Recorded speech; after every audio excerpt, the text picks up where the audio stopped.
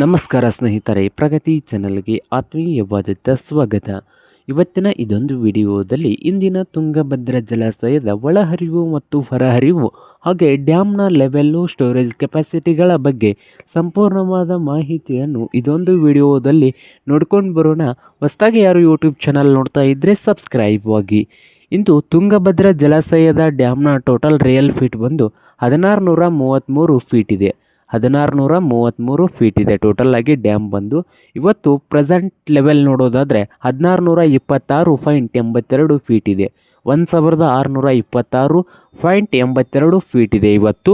ಹಾಗೆ total storage capacity 105.788 TMC ಇದೆ. ಹಾಗೆ ಇವತ್ತು ಪ್ರೆಸೆಂಟ್ ಸ್ಟೋರೇಜ್ ಕೆಪಾಸಿಟಿ ನೋಡೋದಾದರೆ 82.599 TMC ಇದೆ.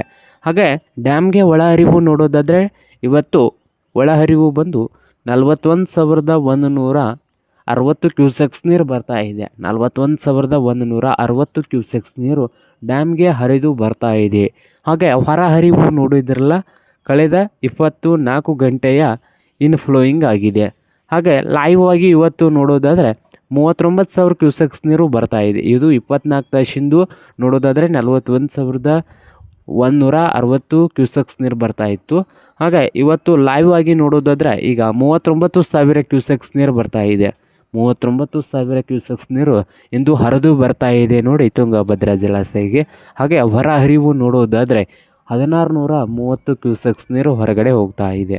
1630 ಕ್ಯೂಸೆಕ್ಸ್ ನೀರು ಹೊರಗಡೆ ಹೋಗ್ತಾ ಇದ್ದು, ಕಳೆದ ವರ್ಷ ಈ ದಿನದಂದು ಡ್ಯಾಮ್ನ ಲೆವೆಲ್ ಬಂದು ಡ್ಯಾಮ್ನ ಲೆವೆಲ್ ನೋಡೋದಾದರೆ 1626.06 ಫೀಟ್ ಇತ್ತು.